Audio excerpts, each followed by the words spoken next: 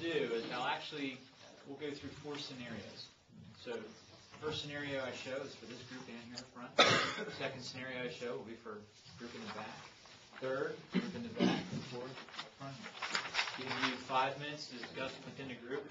Then we'll start over again, and we'll show the scenario so that everybody can see it again. Have the first group discuss it. Obviously, any other comments in the classroom? We'll go through all those. How's that sound? Sounds great. So, first one here for the group up front.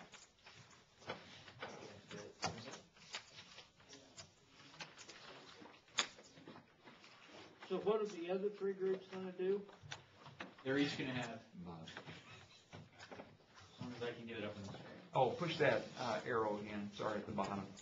That should bring it up.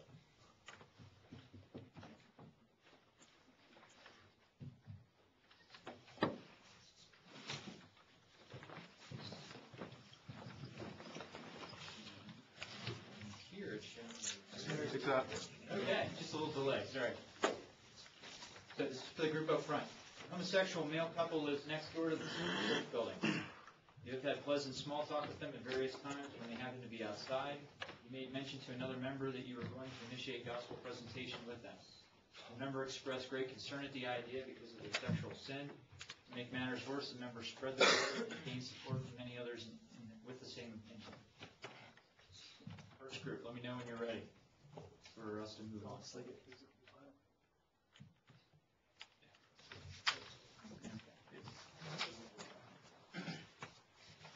Okay, group in the back. 2 families in the congregation have significant financial assets and represent a high percentage of the weekly contribution. Both husbands are elders in the 4-man eldership. Both of these men and their wives tend to inject themselves into many activities and end up greatly influencing the outcome. It is clear that they basically get their way on all matters within the congregation.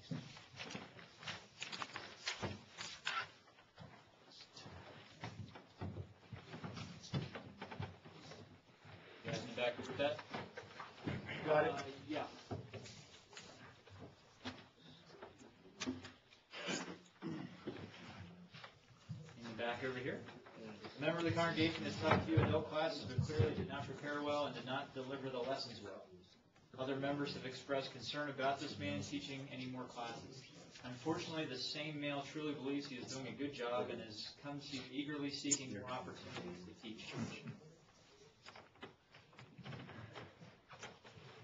Got it? And group up front. One of the congregation's 4 elders seems to have personal issue with you. You have no idea why this has developed. The elder has expressed to other members that he thinks you should move on. Your attempts to address this with the elder have been unsuccessful as he clearly avoids you.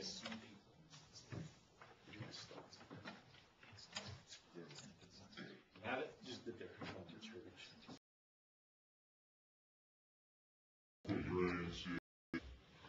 See it up there on the screen. So this was your conflict. What's your conflict? We would have at least a sermon from the pulpit, maybe a couple, and then it might be necessary to go talk to these folks that seem to have forgotten that we're all sinners, and that such were some of the Corinthians in 1 Corinthians 6:9 and following. And we are definitely still going to go approach these people that are practicing that sin and present them the gospel. Any other thoughts from the rest of the room?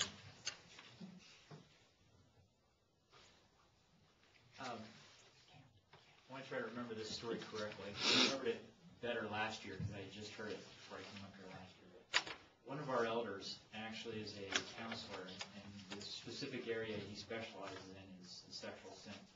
And he was telling this story that he was at a conference, and there was a lot of preachers there, and he was talking with them. And this one preacher had been approached by members, a very similar story actually, he'd been approached by members of his congregation, specifically a few ladies, and they had concerns over this homosexual that was going to be worshiping with them, because he had been studying with that person. And they said, where's he going to sit? and the preacher, having quick reactions and good thought, he said, well, all of the adulterers and the thieves and the liars can slide over and make room. So, yeah, that's I think that's a healthy way for us to look at it. That's we're supposed to be out there reaching. What kind of lesson would you preach? Exactly what we were talking about, that Romans 3:23 could be the basis. We've all sinned. We've all messed up, and the problem of what we wind up doing is we tend to elevate one sin above another, when I would go to Romans 1, where it shows murderers are in the same list as whisperers and disobedient to parents. So in God's eyes, sin is sin. You break the law, you break the law. And the result is punishment, death. And who did Jesus come? That was the other part. He went straight up to talking to tax collectors and women of ill repute. When my wife and I were out for our anniversary this last month, we were at Cirque du Soleil, and we ended up sitting next to a gay couple, these women.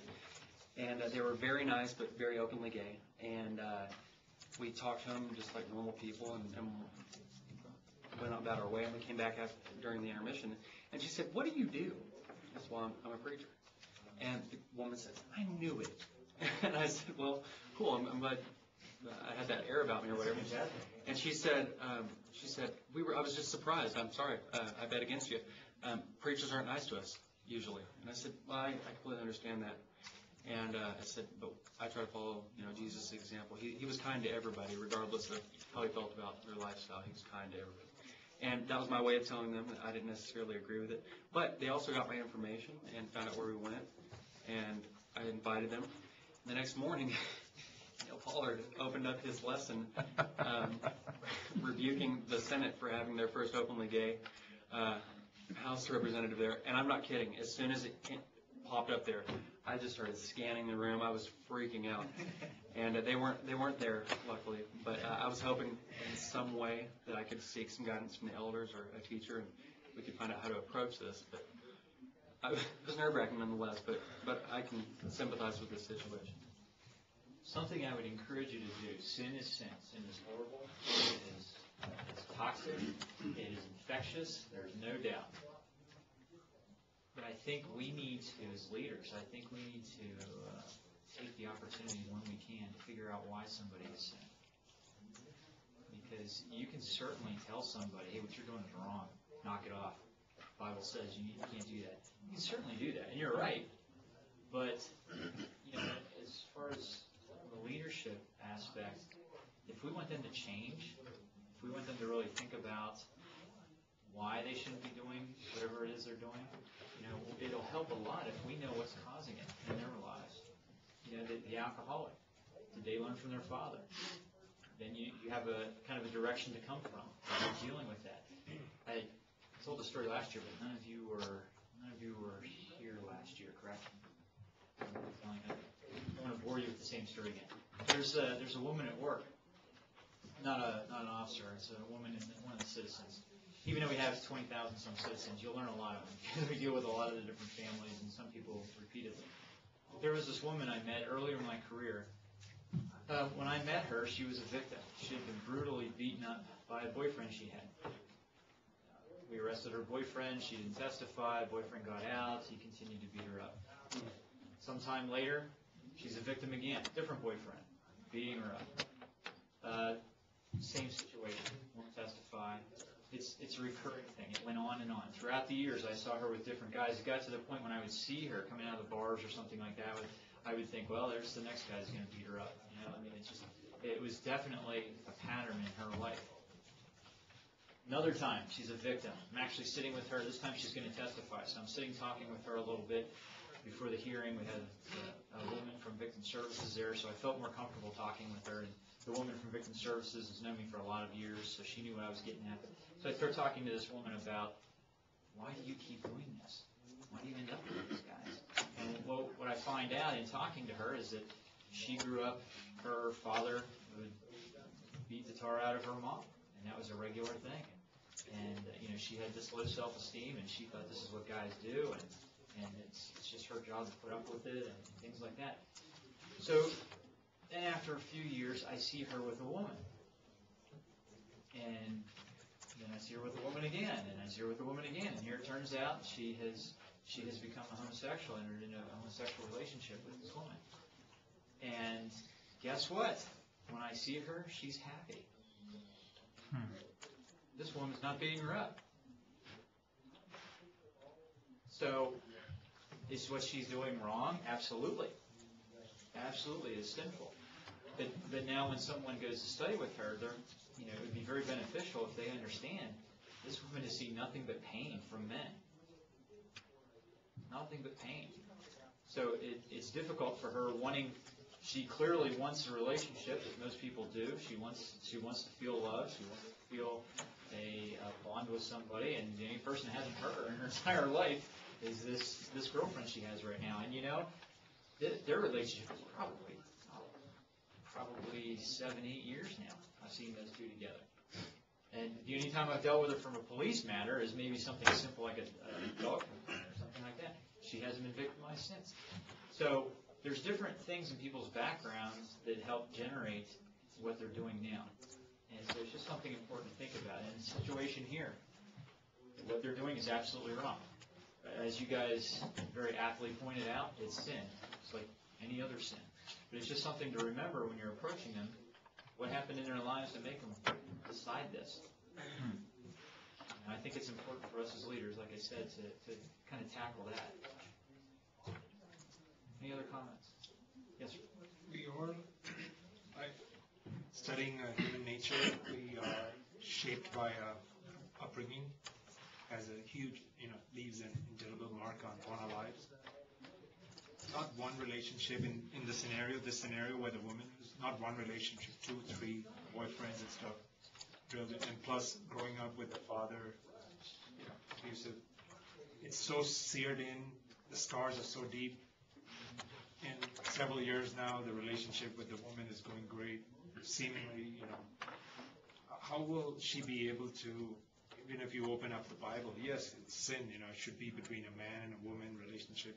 How will she ever overcome that or cross that huge hurdle? Because once bitten, twice shy, Yes. I But have no this idea. is more than one. That's why we need God's help. If you were studying with that woman and you knew her background and you were trying to reach her, you'd be praying about it.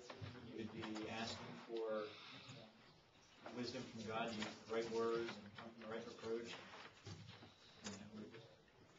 That's where we come down to trusting God is going to help us with that situation, help us studying with that person, help us reach them.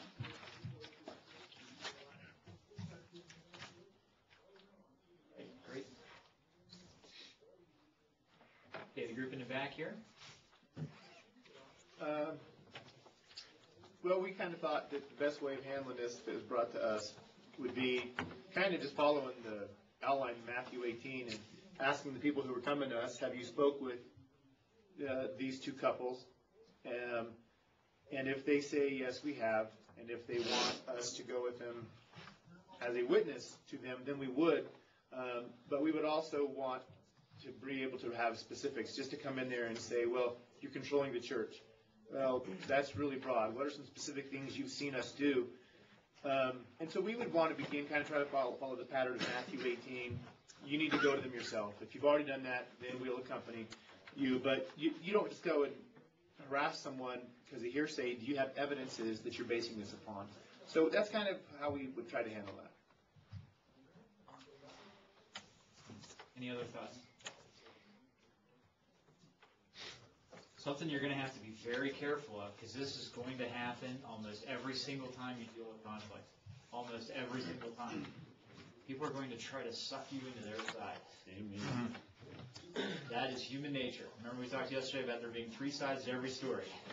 Well, here's one side, and they're going to try to suck you in. Now, just look at what's written here, just examining it that way, maybe that his elders have ended up being strong leaders.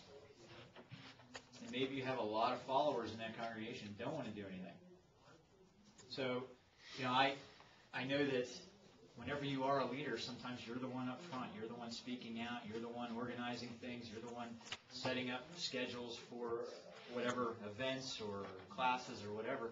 So it'd be very simple for a critical person who is not a leader to sit back and say, well, he's bossy. He's telling us what to do. Well, maybe it's because nobody else will step up. Maybe it's because he's trying to get things organized and trying to get things flowing, and maybe he'd really like some help. So you have to be careful. Yes, they contribute a high percentage of the weekly contribution. Well, what does that show? Is that a negative thing? It's a good thing. It's not negative about them because they're clearly giving well. So maybe it's a negative thing about the rest of the congregation that they're not giving enough. Who knows? It doesn't have to be negative at all, but there's just something to think about, a different perspective. At some point, these husbands were selected as elders. So at some point, the congregation, unless they muscled their way into that, at some point the congregation felt that these two guys were showing the characteristics of elders. And they wanted them as leaders. Their wives, when you have an outspoken man who is a leader and has been a leader, would any of you take advice from Cheryl? Of course. No. Well, you would get punished. But why? She has valuable opinions, right? She has a lot of knowledge, years of experience. So, the elders' wives, sure, they might be leaders too. Now there is a difference, and obviously you would know the difference. It'd be glaring whenever you see it. If it's just people who like to be control freaks and like to boss everybody else around, that stands out. But if they're just leaders and they're trying to step up and they're trying to do things and they're trying to keep projects flowing and get decisions made, it's not necessarily a bad thing. You had your hand I was just going to say, it's the nature of leadership that they influence things. I mean, that is part of the job of leading. And so, I mean, everything, like you said, everything is good. The only last line that possibly is questionable is, first of all, are they truly getting their way in everything? Or is that just, like you said, someone's perspective? And so that's why we said, first of all, we would try to just steer them away from it. And then is there evidence that they're controlling it in a negative fashion? So I don't know. Yes. In this scenario, with the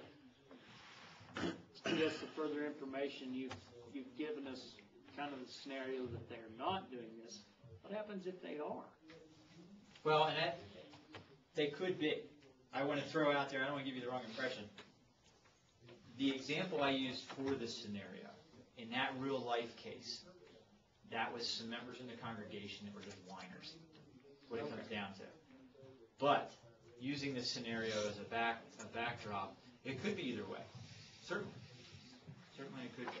You could be in a congregation where there's a few control freaks and they hoard assets, they hoard money, they control things, they boss everybody around. And I know of a family that went to a congregation in Pennsylvania, not one that I have been to in a while, but I know from another member that they had a wealthy family there that used to kind of throw that around.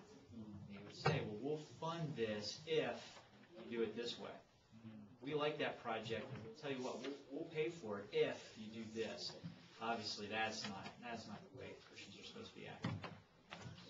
There is a danger in that. And it'd be good for them while they're in their groups discussing these scenarios to look at the possibility of both sides. How would we handle it if this is a negative, and how do we handle it if it is a positive?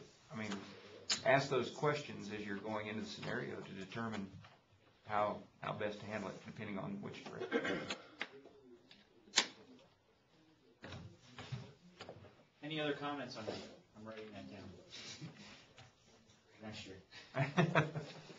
So I can open with it. Any other comments on this one? Okay.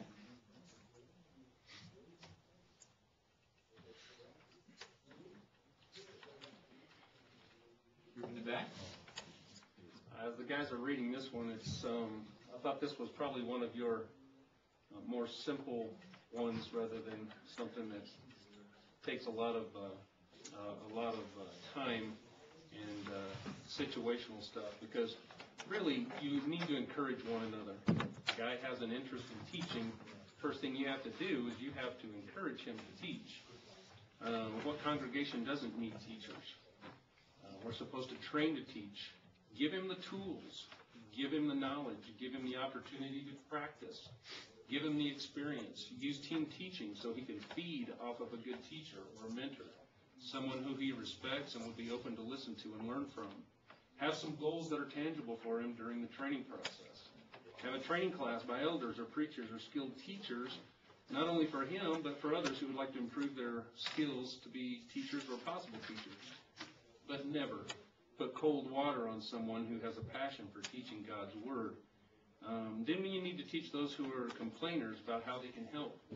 Perhaps ask them, have you been preparing for his class beforehand so you can participate in class? Ask them, have they been encouraging him? Ask them if they've been praying for him to be a better teacher. Ask them if they've taken pride in making this a team effort in class time. And remind those criticizers how damaging this can be and how stunting of growth it can be, because I've seen examples, I'm sure everybody else has, of where people got discouraged right off the bat and they never fulfilled their potential. Remind those criticizers that if they just criticize, they will eventually be left with very few people that want to teach if they continue in these types of actions. And then finally, after suggesting to these people these ideas, ask them if they have any other better ideas. Do they agree to these, or would they rather that we approach this man and future poor presenters of the Word the way they're currently doing it? So if so, then I would suggest that we take the time to go to God's Word, and they can show me evidence of their proposals. Wow, that's fantastic. Does anybody have anything else after that? Yes. I agree with everything he said on that one. The only question I had was if it was a matter of not preparing well, that has a little bit different connotation than just delivery. That would have, to me, when I read that, I had the connotation of just lack of effort. The delivery, that's something that's going to take experience, but lack of preparation shows lack of care to me. And so I think that might be something that needs to be addressed to that individual, if it is that. If it's a matter of just delivery, 100%. I mean, people want experienced teachers, but they don't want to give them experience. But on the preparation thing, if it's a matter of him not working hard, then I would just mention how serious it is, and we appreciate his zeal, and not dump cold water on it, as he said, but just let him know that we need to be a little more prepared, or have somebody mentor him, somebody that's already been doing that for a long time, and help him prepare his lessons as he's learning how to do it. I don't know. In response to Rob, I would say that is kind of what I had in mind.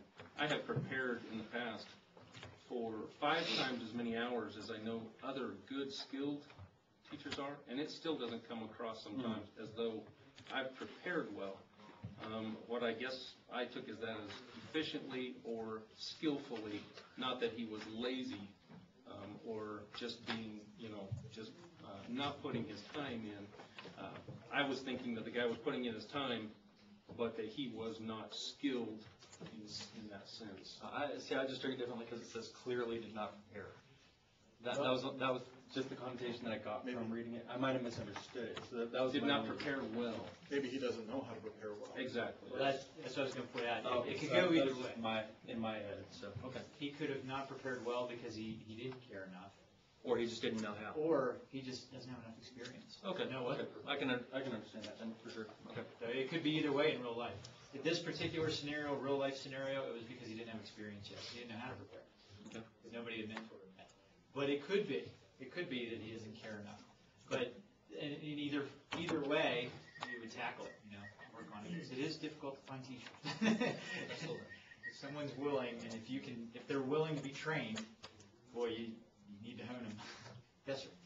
And option number 3 for the guy, did anybody care to ask him, was there a reason you didn't prepare? And you find out, oh yeah, it's because I had to take my mom to the hospital and she had cancer, and I was there for like 3 days in a row.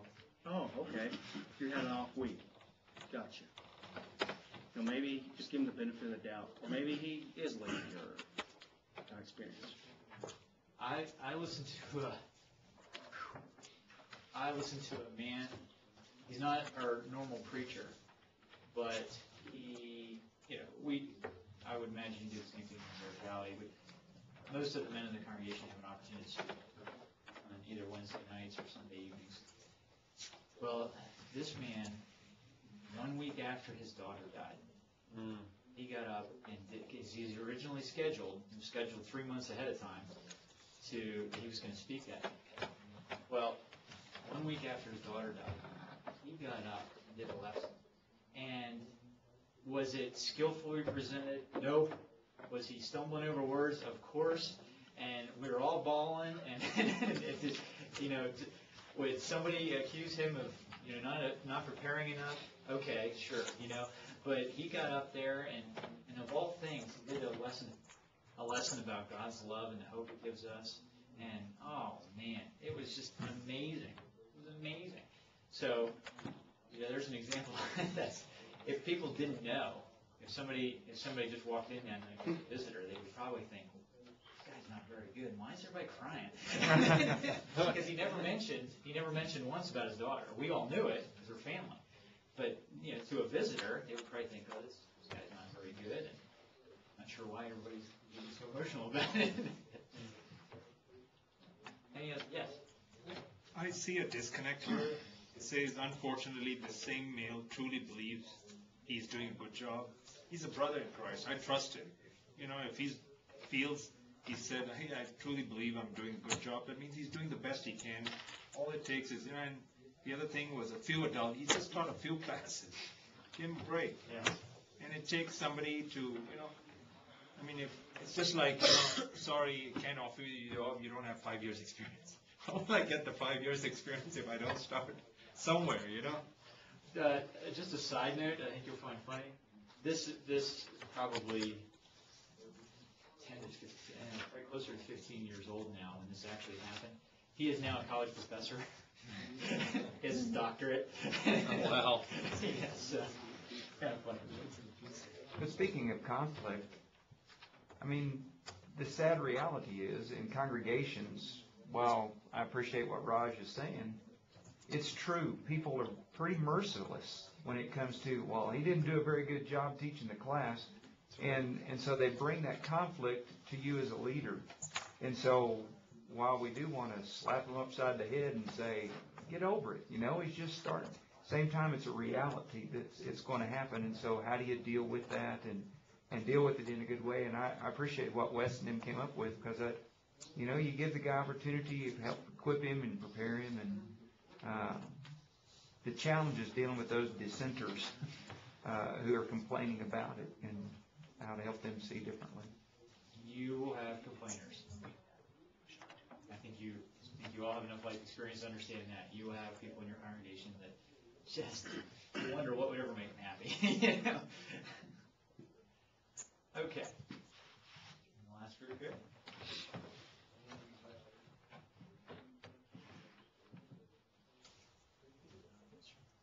Oh, I thought you were, okay, I didn't know if you were.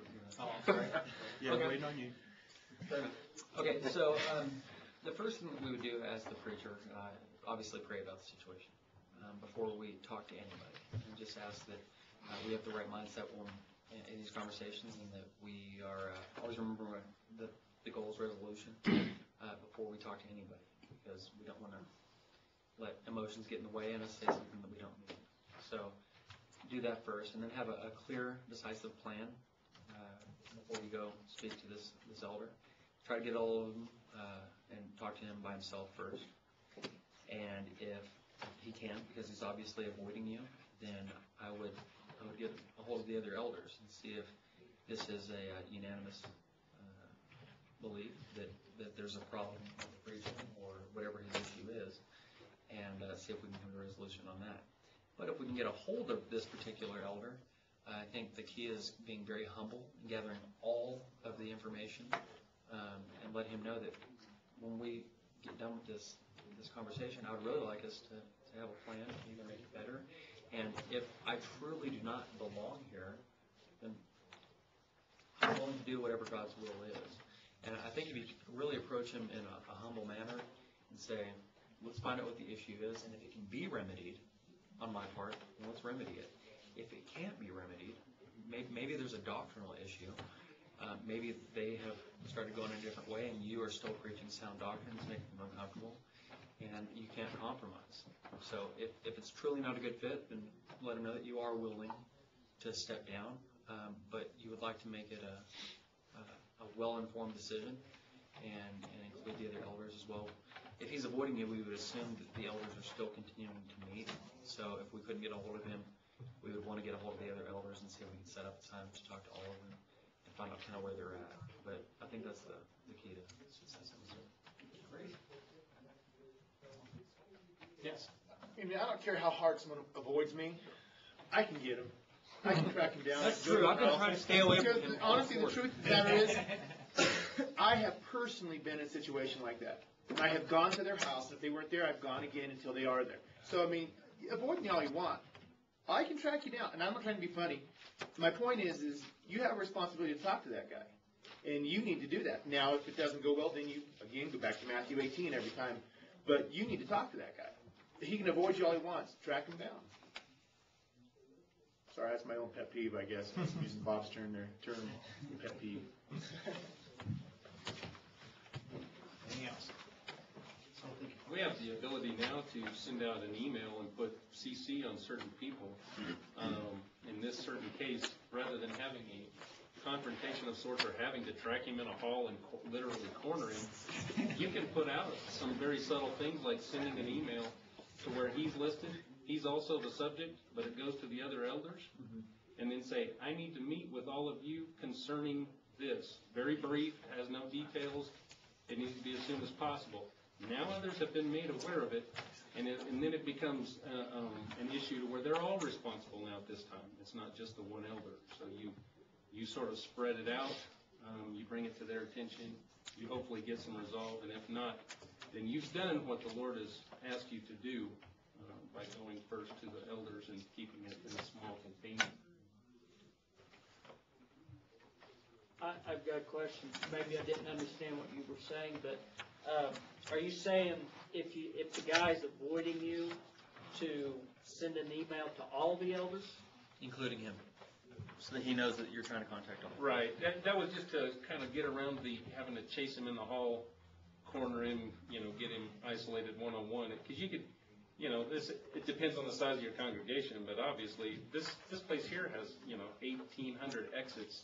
It can be a game of cat and mouse for a long time. You bring it to the surface fairly quick. And maybe if he doesn't have email, Dale, there's another way to do it, My only thought with that, and I'm not arguing with you, I'm just asking questions.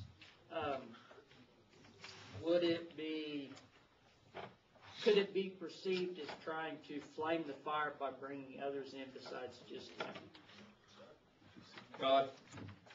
No, in the sense that how I meant it was actually to keep the flame down, in the sense that, okay, this guy obviously is avoiding me, so it is a problem. If I can't get him, if he does not want to talk to me, I still have an issue that needs to be resolved. So what's the next step I'm supposed to take? The next step is go to the other elders and talk to them and see if they're even aware of it.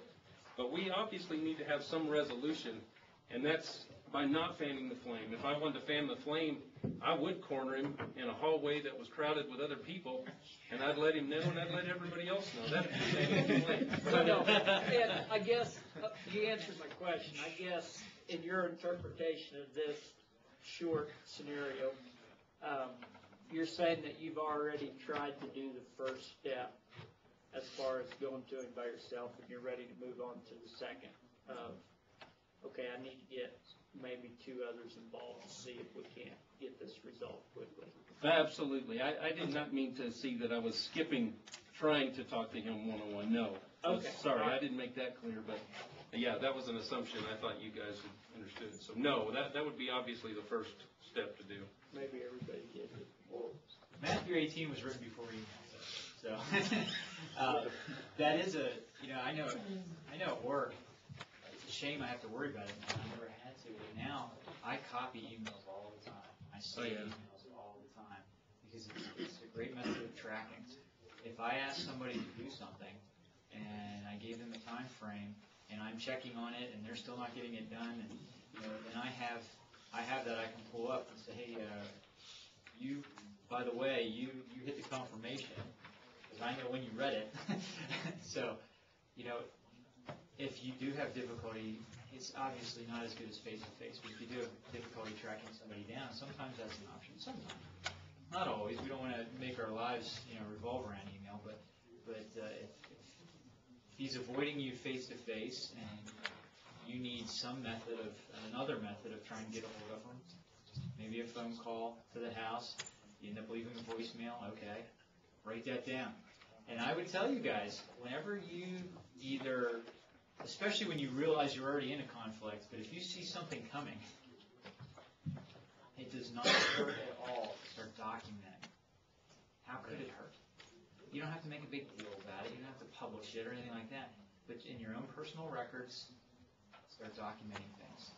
It's a lot easier, if Bob and I had an issue and he's trying to get a hold of me and I am avoiding him like the plague, and he can show that, I tried 3 different times to call Dave, left messages on his cell phone. I know he wears his cell phone everywhere. He sleeps with it. I've left messages for him. And these are the dates and times I left it. And by the way, I sent him these 3 emails, and I know he read them because I got the confirmation back. And he never replied to them. So, if he's taking that to the elders then, the other elders, or whatever the case may be, he could say, I tried. Here's what I have. And if something gets resolution, you can take that paper and throw it away. But that way you have it. Nothing hurts documenting. It doesn't hurt to document what's going on and what you're doing. Plus, you're just going to be very busy. You're going to be handling a dozen different conflicts at a time. You're going to be juggling things around. It helps you keep things straight. I talked to so-and-so on this date. When you have a meeting over a conflict, maybe you're meeting with some parents because of a conflict that their teenager is in. When you're done with that meeting, jot down some notes, date it, everything else.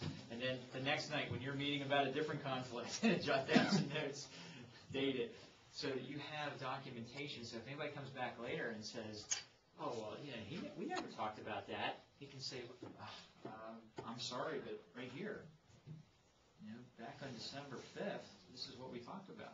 Remember when we got together in my office? Remember that? Yesterday? Yes. And maybe there's some guys here that can help me with this question, because I really don't know how I'd handle it for sure. But apparently, it's not just the elder that knows about this problem. He's been going to other members, telling them, hey, it's time for this guy to move on. So from a biblical standpoint, does this guy have any ground to stand on instead of just trying to get to this one elder to go past that? Or maybe to go to the church body? Find out what's going on. If he don't know why this elder is avoiding him, or if he don't know the problem, apparently someone does, because he's been going to other people telling them, hey, so I mean, where would you stand knowing that other people know what's going on other than yourself? Well, instead of just going to the elder, would you want to go to someone that might know and find out what's going on? Because he's an elder, I would stick to him and the other elders as much as possible. If it was another member that was, say, if it would change the scenario around and it was just another member, I think that does change dynamic. But, elders, they're held to a higher standard. They're supposed to be. So we're selected for those positions. And the fact that he is going out and talking to others, he's not following God's way of doing things. You definitely don't want to let that suck you in. You just stick by the right process, because that if nothing else, if this goes really south and they do end up asking you to leave, if nothing else, you know that you did the right thing. You did what God wanted from you. Because you may, I sure hope not, but it happens out there, you may end up in total loneliness. And it could be be ugly, and it could hurt your family and everything else. You know, things go south, and people are asking you to leave, pack your bags, get out of here in 2 weeks. You know, it's true. I hope that doesn't happen to you, but things like that happen all the time. And Bob probably, I don't know any personally, but I bet Bob does, where something like that has happened to a preacher. And so, you know, it's better. We're supposed to do that anyway. We're supposed to just follow what God wants us to do and know that things will work out. And that's what I would suggest in this situation. If you know somebody that's been basically given their walking papers in a very short notice. Right after the sermon. Oh, wow. That was your last. Wow. So imagine that happens. I'd rather not. I zeroed in on personal issue. It's not doctrinal. It's not. I don't know the whole picture, but from what information I have, and then also expressing to other members, how things spread real fast. Very wrong. It's horrible to see that a lot of damage is being done. And I'm curious about, there's 4 elders. If word is spread, if the minister, the preacher heard about it, he's tried every way he could, unsuccessful, avoiding. I'm sure the other 3 elders would know too. One thing I've learned in life is, don't put people on a pedestal. It doesn't matter what their title roles are. Another thing is never get comfortable in a place. That's just life. Ouch. I'm sorry, but, life experiences have taught me again and again. It doesn't mean that I'm looking for that exit door. It just means, when you get comfortable in a place, I want to be where I'm needed, I don't want to be where I'm not needed. And who calls the shots? Ultimately, he does, God does, so. In this particular real-life scenario, what ended up happening is the minister, he had already attempted to contact that elder. It just wasn't working out. The guy was avoiding him. So he went, scheduled himself as part of the agenda at the next elders meeting. And he sat down with this elder and all the other elders, and they talked it out. And it turned out it was all things that just needed talked out. Imagine that. Communication. It was a lack of communication. That elder was, just not somebody who was thinking very well at the time. He had a lot of frustrations going on in his life or whatever. He didn't have good focus. And he apologized. He even went so far as to talk to the members that he had talked to. And it ended up being a little miscommunication there too. He did not mean for it to get out. He made the mistake of trusting it was two men that he had been with for a whole lot of years in that congregation. He thought he was just venting to them. He thought they were going to keep it quiet. Well, guess what? They did. So another lesson in that. But it ended up, everybody talked it out, everybody hugged, everybody apologized, and it was all worked out. So it was a good ending to it. But obviously it ended in a lot of different ways. Okay. Let's do the same thing. That worked out perfectly. That was almost exactly an hour. But I'm going to do the same thing here. First group. This is yours. 2 of the congregation's 4 elders are very different personalities and frequently don't agree on matters. At least every 6 months, they end up avoiding each other out of frustration over disagreement. Both try to gain support for their opinions and end up putting others in the middle of the conflict.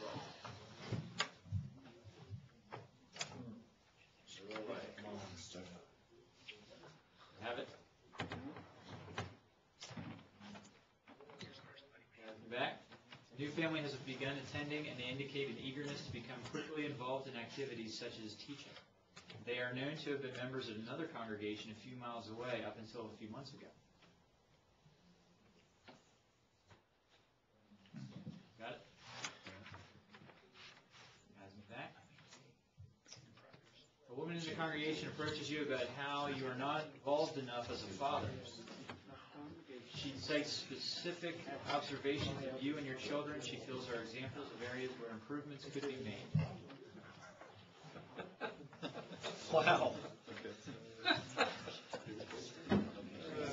That's when it's okay to put your hands on a woman, right?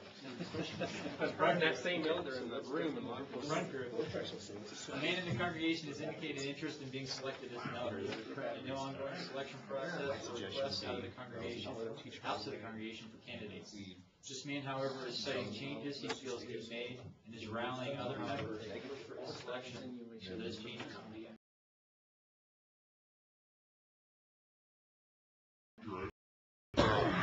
For sure. See this one come grow up. Basically, what we decided to do is approach them both together.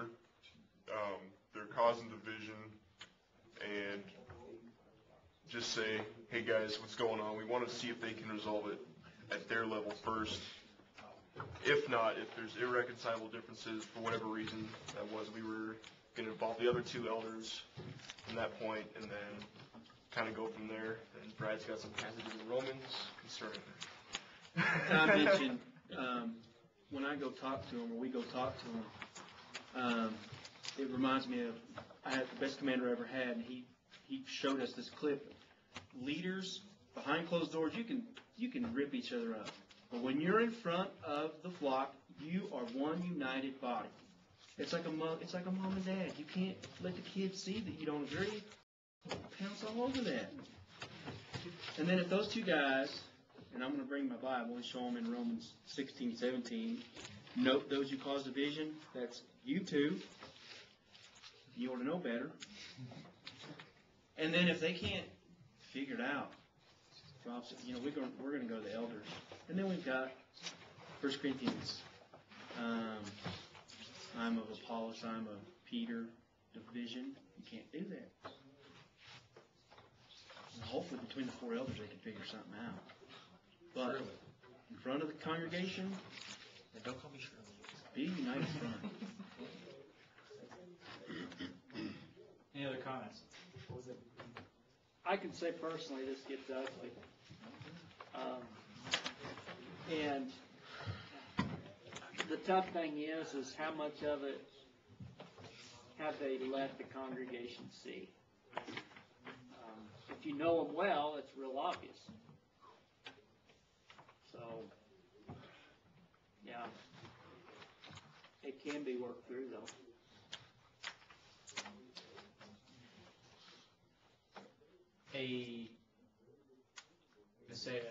Another facet of this is the whole congregation is probably, the way rumors spread, some members already know it, they're seeing it. So if the whole congregation doesn't already know, that's amazing.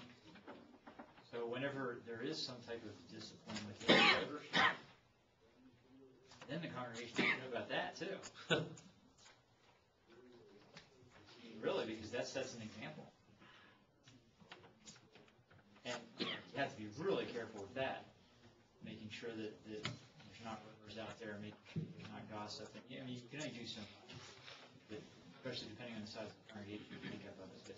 But, I mean, if people know what's going on, we kind of run into this at work sometimes. Somebody will be disciplined, and nobody knows. Like, one of the newer officers or a patrolman or whatever gets disciplined, all of us supervisors know about it because we have a meeting with the chief and we usually all talk about it. Well, then we're not supposed to tell anybody else. And I've talked to the chief about that. So I understand because his thought is, well, if we just don't talk about it, it'll go away. And I just don't think that's true. I don't think so. So it's hard for me because I think it is a learning lesson. This guy's being disciplined for a reason because he did something wrong. Well, there's rumors out there anyway. People are already talking about it. He might be talking about it. Now he might be talking about how he got disciplined, and people are hearing his side of the story. And I guess it doesn't matter so much whose side, but people need to know that there was a problem, there was a conflict. These were the steps that were made. They were biblical, and this is what the resolution was. I think people need to see that. And if they don't care, well, then that's on them. But I believe it's proper to let people know it existed, it was handled in this way, the proper way, and the biblical way, and this is what was done about it. This is the resolution. It's my 2 cents. What do you think? That's a good idea. I'm all for that. But if we go to a biblical principle and standpoint, the preacher is not to be the one that's going to stand up and tell what's going on, who's being disciplined, how the discipline was handled. The only reason that we even said that we go to the two elders that are causing the problem is you go to your brother. But once you go there, then you go to the eldership. And once it's on them, then it becomes the elder's responsibility to notify the congregation on what's going on. And obviously the congregation knows. But it would not be my place as a minister or preacher to stand up anywhere and say, well, this is what's going on and this is what we're going to do about it. That falls, and there's 4 elders. So it falls on them to notify the church body of what's going on. You're absolutely right. Just be aware it may be something that weighs on you that you have to spurn them on, or do something about it. You might have to be their conscience, depending on the makeup of the eldership. And again, it's not the way it's supposed to be. Not supposed to be this way. These things are not supposed to happen, but they do. And that's the idea of these classes, is to just let you know that this stuff is going to happen. People are not going to act the way they're supposed to in God's family. So you may have elders that handle it well. The other two, they may attack this as soon as they find out about it. They may handle it well. Now you do have to kind of wonder. It's been going on for a while, so you do have to kind of wonder what these other 2 elders were doing during all that. Why weren't they handling it? Maybe they were trying. Maybe they just have a slow process. You just don't know, and unless they're telling you about it, which you're really not supposed to do. So it may end up being like your plate to kind of help the elders move through the process. And I hope it isn't, but you just never know. In real life, what ended up happening is one of the elders just left. He and his wife, his kids were all grown, and there had been a lot of different issues. Here it turned out to be the main issue between these guys ended up being one elder's wife. She just kind of changed in her personality as she got a little older. And she started saying things that were pretty straight, pretty sharp, rude to people, including the other elder and his wife. So that's what created the conflict to begin with. Most people did not know about it. They knew that she was acting that way, but they didn't know that there was this conflict between the elders. But it slowly started to get out. Well, the causal factor, that wife, her and her husband, the elder, they just left, which was a shame. And that's what they chose to do. That's how they chose to handle it.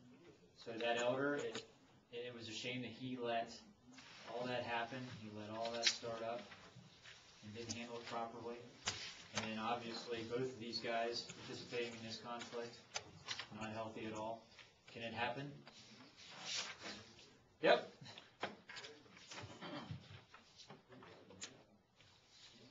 But that's just to give you the real life version of that. This could go a lot of different directions. And it's most likely not going to be a private thing, and it's most likely going to cause a lot of tension in the congregation. It's just a shame. Any other comments about that?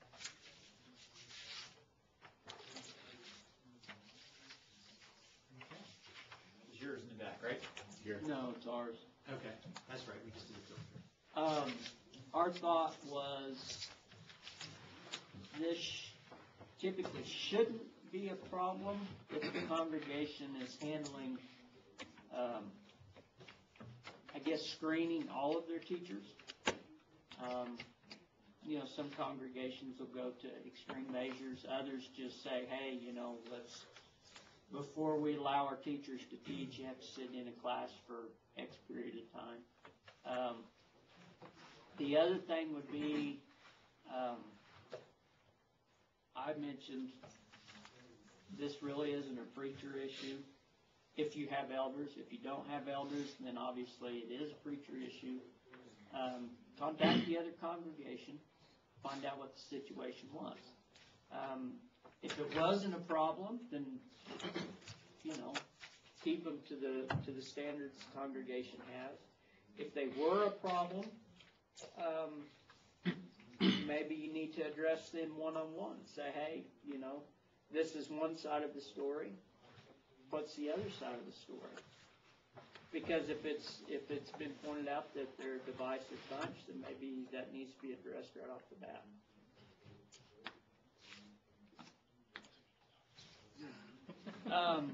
And then Nathan pointed out, 1 Timothy 3:9 says, they must hold the mystery of, is that right? No, 10. And let them also be tested first, then let them serve as deacons. I mean, it was deacons is the text, but it's still not a bad concept. Yes. It's probably not a bad practice for congregations if you have somebody new who is from another congregation and they're moving in and they want to become members, for them to have a letter from the elders or the men that are leading the other congregation that says that these that they're approved, basically. When you look at Apollos, when he went from Ephesus to Corinth, he took with him a letter from the brethren saying that he was okay. And that just kind of gives you an idea that, all right, this is a person who's solid. They're just changing congregations for whatever reason, and they're not moving from congregation to congregation because they're causing problems. And then you would already know whether or not they're solid. If they want to get into teaching right away, you wouldn't have to investigate anything because you would already know that.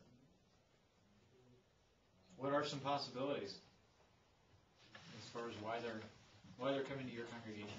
Youth group. Yes. Closer to where they live. They didn't like people at the other church. Yeah, it's possible that the other congregation is not really on fire, and this couple is on fire. That happened to us. It could be that they're a problem. It could be they're not good people. It could be they're like Chip. Couldn't handle the Ohio accent. Did you just Babinski the Babinski? I Babinski them. Yes, those are some possibilities. I've actually seen this happen multiple times, and they were all those different possibilities, actually. One time it was a family that the husband was very upset because he was not allowed to teach at the congregation they were at. Well, the reason he wasn't allowed to teach is because every time the elders ever sat and talked with him, he was off base. He was off base. Well, he kept saying, well, I want to teach you. I would like to study with you more. And he would say, well, you already know how I stand on things, and people need to hear this. And they said, well, no, you're not going to teach these things. And they kept it quiet, as they should. Nobody else in the congregation knew about it. So he and his wife left, went to another congregation. And that congregation saw that they had been members for like 10 years, that previous one. He said he wanted to teach. They said, absolutely, we need teachers. Put him right into a cycle. After a few months of him teaching, people were saying, he shouldn't be teaching. So, they're saying to the elders, why is he teaching? And the elders are saying, because we screwed up. We did not interview him properly. At the time, it was a transition in elders. They were, one had passed away, and another one was traveling a lot on mission trips. And so the third elder that was still around, he had too much on his plate. And so once the elders, they got the elder back from the mission work, he came home normally, and then they selected some other elders, and then they addressed it. And they approached that man and his wife, and they ended up leaving. He and his wife did not like how that went, so they left. So another one where it was just a matter of the youth group. It was neat that you said that back there.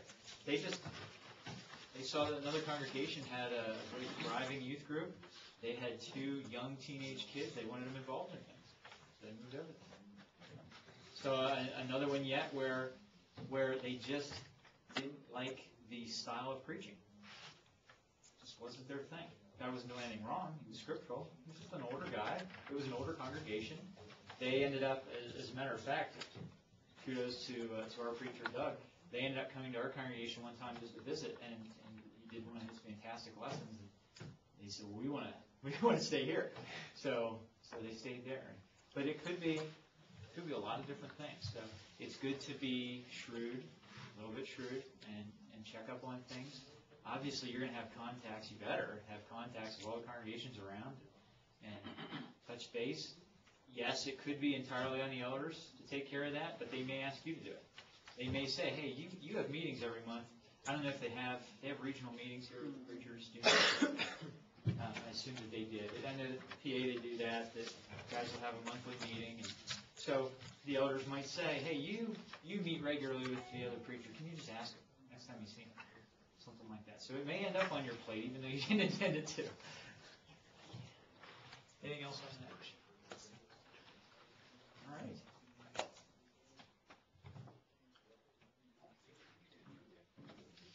All right. Well, we decided that first of all, it's important to make sure that you don't just immediately respond to something like this.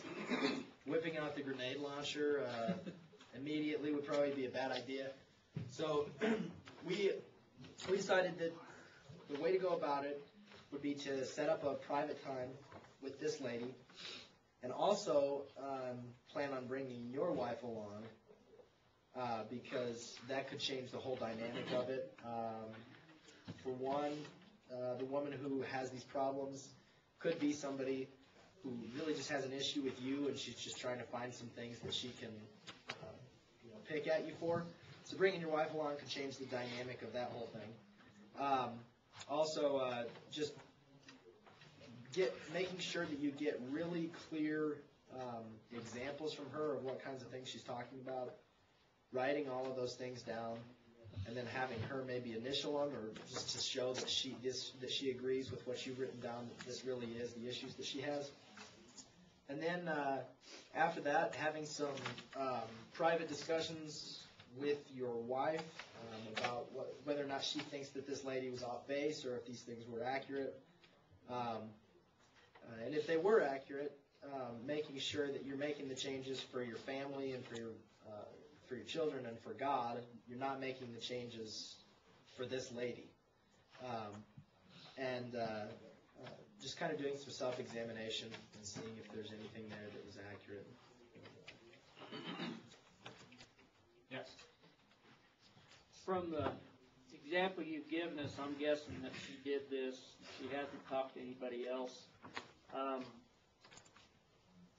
One way might be just to say thank you, because we heard yesterday that you were saying there's a very good chance she's right.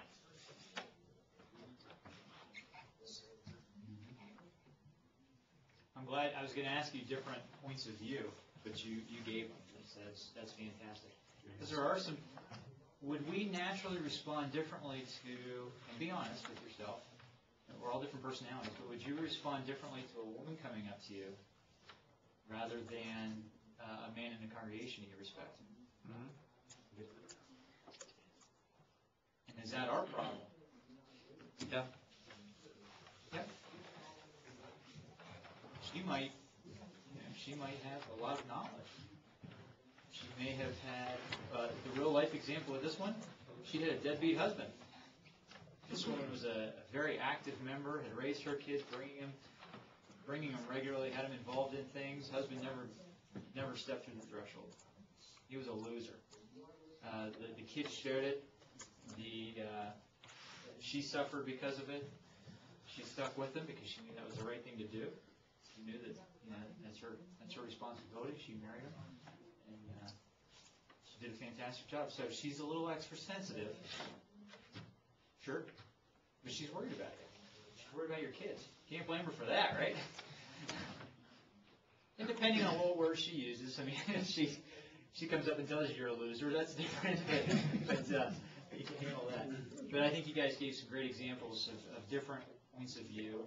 And it is true that maybe initially you want to just swallow your pride and think, well, could she be right? You had your hand up. I was just curious, make sure we're approaching this the right way. In all of these scenarios, we are a preacher in the congregation. Yes. Okay. I just want to make sure that yes. From my own notes. Now, all of these scenarios, I'm not sure if I mentioned this, but These were all given to me. They're either ones I saw.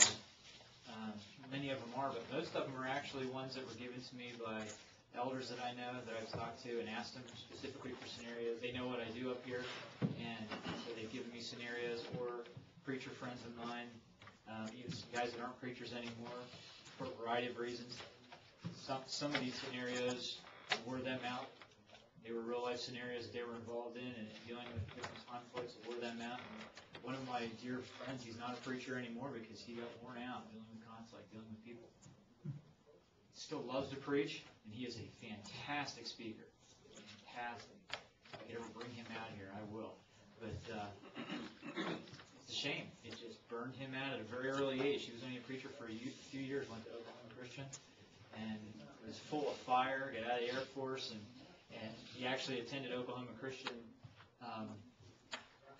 right after he got out of the Air Force. And he was full of fire, went into preaching, and at a very early age got burned out dealing with people and conflict.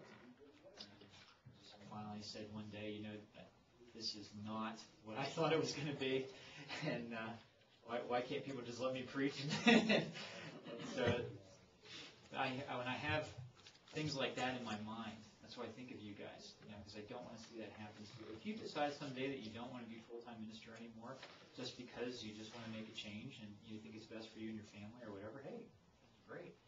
And you'll still use the skills you have, Just because you're not a full-time minister doesn't mean you can't preach the gospel. But I just don't want to see you get burned out. I don't want to see you pushed out, things like that. But there's people out there, and I would imagine, you talk to Bob and the others here who have been in this life for a long time. They can tell you many, many stories of guys that have gotten burned out. But yes, in all these, to answer your question, in all of these, there's a minister was involved. Sometimes they don't want to be, but he was involved. Okay, any other discussion on that? Yes. Firstly, I would be convicted. God uses the word, He uses people, brings people into our lives, and I think it would be my loss if I, just shut her down, or my loss if I, because we all have blind spots. And the more people, the more input we get, it's up to us, how much we want to grow, change, mature, and if we're not a sponge to learn, from every opportunity, every person, doesn't matter what role, title they have, or age. And second thing I would be is, please, make changes because I'm falling short in different areas.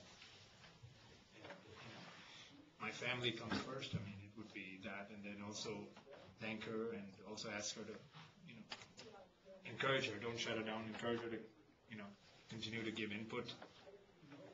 All the help I can get. We spend a lot of time talking about perspective, and we haven't used that exact word a lot, but yesterday and Monday, we've talked about it, we've talked around it a lot, different perspectives. And in police work, we're trying to train officers to think about that a lot, because it's easy, we get tunnel vision, especially under stress, hostile conditions, things like that, and it's very important for the supervisors, as we bring them up through, we tell them, don't jump into the fight.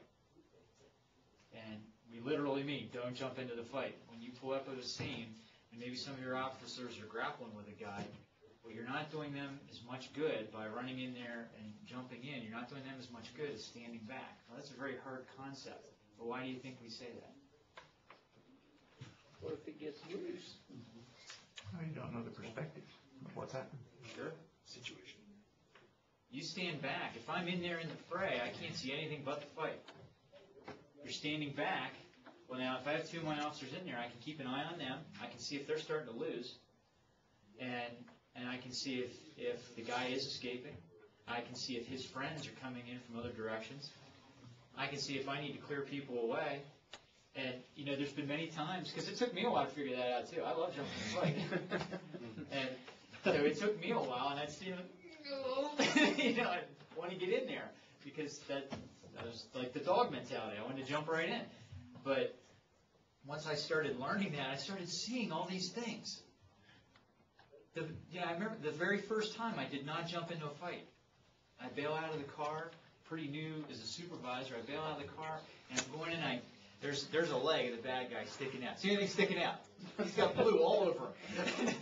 I grab hold of that leg, and then I'm thinking, I'm not supposed to do this, and why am I holding on to a leg anyway? So I step back. Well, when I step back, I see his brother coming in through the crowd. He's shoving through the crowd. He's coming after the officers. So then I was able to hedge him off, and then we ended up in another fight. More officers had to come on me, but I wouldn't have seen that if I wouldn't have stepped back. And that this is one example. There's been dozens of examples where it changes your perspective as you stand back. One of the things we do at SRT training is we do a whole lot of during training. We do a whole lot of different scenarios. We set up things. We'll put bad guys in different rooms. Sometimes they have ammunition weapons. Sometimes they just have stuff to throw at us. Whatever the situation is, whatever building we're using. Sometimes we use light, darkness, smoke, all kinds of things. Well, throughout the day, I'll take guys and I'll say, take off all your gear, put this traffic vest on. It's a brake vest. And I'll have them stand in the corner and watch. And they'll watch the entry. They'll watch how it was handled. And every single time, I'll go over to them afterwards. We'll just say, oh, I saw this, and I saw this, and that was so neat because I wouldn't have thought of this. And that's a great way for them to learn, no matter what stage they are or experience level, they get to see things differently. And they get to see how, maybe we came through that door wrong. Maybe we came through perfectly. And so that's something, maybe we can say, hey, yes, now I see that was the right way to do it. Things like that. So every once in a while you do have to step back, you have to change perspective. This is an example. Whenever it comes to parenting your own kids, you're close to that, right? You can't be any closer. So somebody else outside, they may have a better perspective, and they may, if they have the right attitude, they may have some input for you. As a new preacher, is it possible to request from your elders that you be included in some of these decisions, even if it's not something that includes you, so that you can gain experience, or is that kind of overstepping? I can't imagine that they would take that wrong. Okay, because I think it's delivered properly. I think as men in our position, our goal is ultimately to be elders, regardless of what our occupation is. We hopefully, through our life experiences and through our training, would want to be elders. And I think we made that clear to them that they wouldn't have a problem, but I didn't know if that was just a weird request or what. It may be something they never heard before. Okay. But that doesn't mean it's weird. It doesn't mean it's wrong. And if you deliver it properly and explain why. Now, it's up to them what they tell you, but certainly they couldn't take that as a negative thing that you're trying to learn. From the outside looking in, if there was a conflict, let's say you were the one in the middle of the conflict and the elders needed to address it, and the preacher was involved, would that be worse? Or do you think you'd feel... It's really going to depend on what's happening. Okay. I used to be, one of my roles as a deacon used to be benevolence. Okay. So I handled all the financial requests and things like that. And you guys can imagine I lean towards people getting on their feet. Yeah. I lean towards that. But there was a meeting where a family, they did not like the fact that I leaned towards Dad getting a job instead of the congregation continuing to pay their bills. They knew that. I had talked about that in other meetings that we had. Whenever it would come to me, they would ask for my perspective. So it got to the point that from then on, when they had meetings with the elders, they requested that I not be there. and the elders told me that, and I said, okay. I said, what do you want? And they said, well, we agree with you, but you don't have to be there because it'll just aggravate things. I said, okay. Cool. That's perfect. Sounds good to me. And I wasn't offended at all because I thought, hey, ultimately I didn't want to be there anyway. I wanted the elders to just do it. They included me because once in a while they like to hear what I would have to say, but they didn't need me. They're smart guys and they could figure all this stuff out. They didn't need me. But I didn't take it personally. That might happen to you. Okay. There may be another issue that's maybe not even conflict. If somebody wants to meet with the elders and not you. It could be any number of reasons. would that be a situation where, if that was made, that they would make a public announcement? Or would they just make it make the people in this situation aware beforehand? Or how would they do that? Would they say we're training the preacher? I don't know how they would handle it wherever you end up. Okay. But I wouldn't see why they'd have to make a public announcement. Okay. I wouldn't see why. I mean, I believe it would be a lot easier just whenever everybody comes together for the meeting, whatever room you're using, if one of the elders just says to the people, hey, we have so-and-so here, all stuff. I think a lot of people in a lot of congregations would not be surprised if they walk in, if there's some type of discussion on a conflict, I don't think they would be surprised to see the minister in there with the elders. But I don't know. It really depends on the dynamic of your congregation. Different regions of the United States probably differ in how they would handle it. Okay. I know our preacher, Doug, is in a lot of the elders' meetings. Not all, but he's in a lot of them. It's usually where I can find him before Bible class and stuff. Anything else? Good discussion.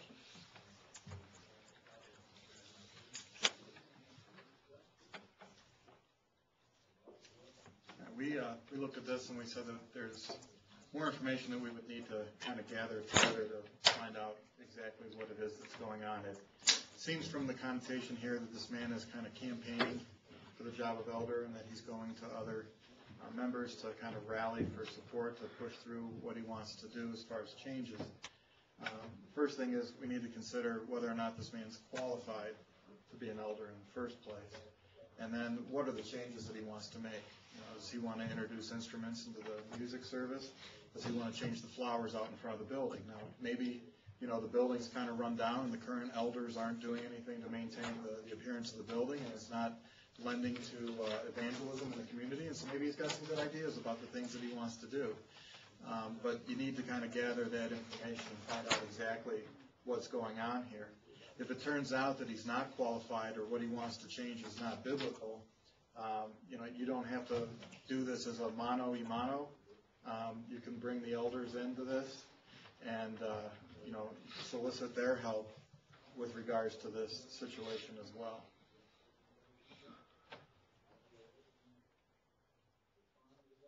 This one, the real life scenario, I've given you both parts of it now. I don't know if you remember yesterday, one of the conflict scenarios where a man and his wife started to cause division, and they left. They started another congregation. It failed. They took 20% of the people with them. They started another congregation. It failed. They came back, wanted to attend again. This is how it started. This is how it started. The guy, he pushed and pushed and pushed, wanted to be an elder. The elders said, well, we're not currently looking for more elders. Next time we discuss it as a congregation, certainly people can bring up your name. And he wasn't happy with that. Continued to push it, rallied for support, ended up causing a division in the congregation. It's heartbreaking. Then they leave, and then you guys are familiar with the other half of the scenario. This is how it started right here. Clearly, if he was a good choice, they would have probably reopened the selection process. I don't know how every congregation handles selecting elders. I don't know if there's a specific, if they do it once a year, or if when people make their desire known, or if they just from time to time meet on it. I don't know, but if he was a clear choice, I think that they would have probably opened it. Is this a situation that happened at your congregation? Yeah. Oh, okay. One that I'm very close to, though. Okay. I actually attend that a lot. Because I go to one with my family, but then when I'm at work, there's actually another one within the area that I patrol. So whenever I'm working, I go to that one. So very close to me. I love those folks so much. And it was heartbreaking to watch this break up the congregation.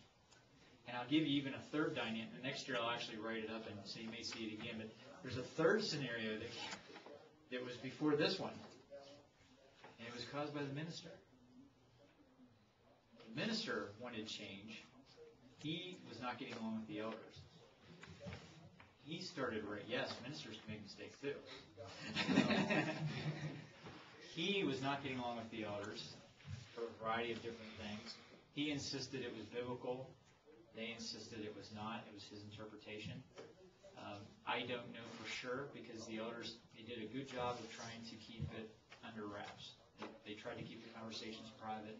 I do know those elders, and I have a lot of respect for them. And I do know him, and I can tell you that I had to tell him that he wasn't welcome to come to a church camp anymore. So that tells you something. There's a youth camp that I work at every year. I grew up going to, and I've worked there for the last 26 years. And we had him there as a teacher one year, and there were so many issues that I had to get the other directors together, and we actually had a meeting with him, and he did not come back. So that tells you the type of person dealing with. His home congregation, he was a full-time minister. He had difficulty with the elders.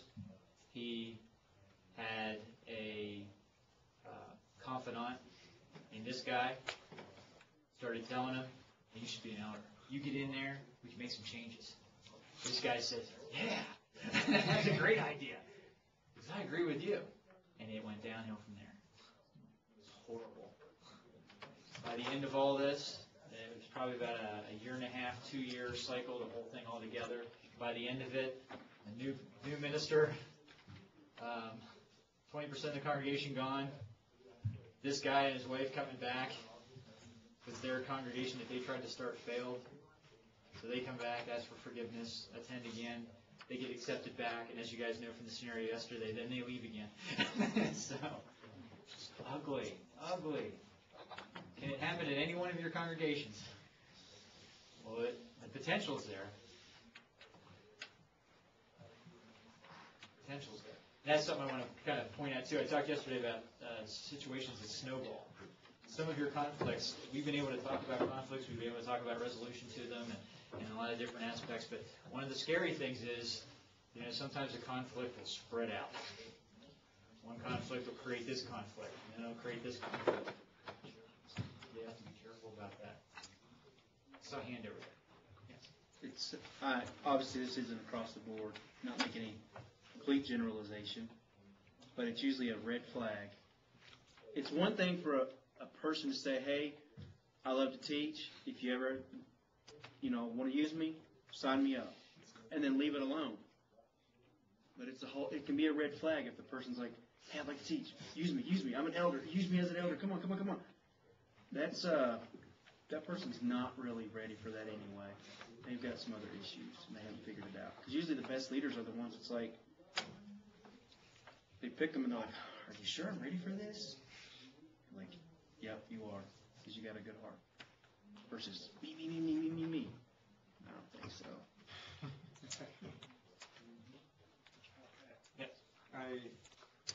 I didn't know the details prior to you filling in the blanks for us, but it just didn't smell good. It didn't feel right, and it just brings back a lot of things. How chalking the position, but let your peers, let your colleagues, let your members, let them submit your name or encourage you to. Nothing's being there's no selection process, no request going out, and you're just and like what Brad said is hits on the head is like express the interest if it's really in being impressed upon your heart, and you have to do it. But never very uncomfortable. I feel somebody, and then also another thing in different scenarios, people leave, splits, this, that. Just see how sin, whether it's in our personal lives, in my life, or whether it's in the church or congregation, if it's not dealt with, you can leave, that's the easy way out. If it's not dealt with, God, it's just like in my life. If God wants to teach me something and I keep avoiding it or running from it, I change scenarios, I change situations, I end up in this similar situation where God wants me to. It's like hitting your head against those. Unless it's dealt with, and it goes from one place to another. And that's hindering our relationship with God. It's hindering our relationship with people. It's hindering our effectiveness. It's hindering our prayers. And it's damaging to the church as a whole, the body. And see, then when you give the details, look at how much more compound, it's become more ugly than ever. And, people lose their souls for that. Yes. I mean, it's not just that. Obviously the individuals are going to lose their souls over sinning, but in these types of scenarios, it's not just what they're doing to themselves. It's the damage that they're doing to all these different congregations as they move from place to place to place and keep bringing this divisive attitude with them. Because wherever they go, there they are. Of course they are. I talked yesterday about bias and how sometimes you can develop a frustration with a certain situation or a certain person just because you see them continue to do things. And, there's people out there, too, that can grow. A lot of people grow. A lot of people learn from their mistakes. And so it can also be an aspect in your leadership of understanding that some people will learn and change. And whenever they do, you have to embrace them again. And you may have to make use of them again because they may be a lot more effective. They may be a tool that you can use now that you couldn't use before because they were divisive. And sometimes that can be hard to look at those people the same. These folks, they haven't changed, but they might. What if they have just a real I don't know what you want to call it, epiphany or whatever, and they just realize that, hey, we've been doing the wrong thing. It's terrible, the stuff that we've done. And then they come back. Well, now you've got, they've opened a lot of wounds by coming back. And they may be sincere, they may be eager to repent of their sins and work hard at trying to fix some of the things. They're not going to be able to fix everything they caused. There's no way. But you have to be ready for that too, because that's going to take some dynamics of leadership to be involved in that. Just something to think about. Because you're going to see that, especially some of you younger guys, you have a long career ahead of you. And so you may actually see the same people. You may see them change and mature, go from somebody who was divisive or troublemaking, and you see them manage to someday mature, grow, learn more. Be fantastic. Yes. I just wanted to ask you one more question before you leave us for here. If you had to give us a 30-second overview of conflict resolution, steps, 3, 5 steps, whatever, what would it be? A lot of what we talked about yesterday, I would crunch that down. I would say that as leaders, first of all, you need to understand your responsibility as leaders. You need to accept that. You need to face that, because it's not something that you want to be hiding from for some of the reasons that we talked about, the negative things that can come from that. Once you have understood your responsibility to those people that you're serving, and you accept the fact that you're there because God has put you there, then you will be more open to looking around you and seeing the ways that He's trained you, and the ways that He's going to continue training you, and how He will put you in situations in conflict, not to punish you, but to teach you, train you, help you grow, mature, so that you can then use all that. God's expecting, I truly believe that God is giving you these experiences and this education so that you will be a better tool for Him. I truly believe that. But I would emphasize that you're not going to be open to that until you understand that it's coming. So you have that phone line open and you understand that He's doing it in your life.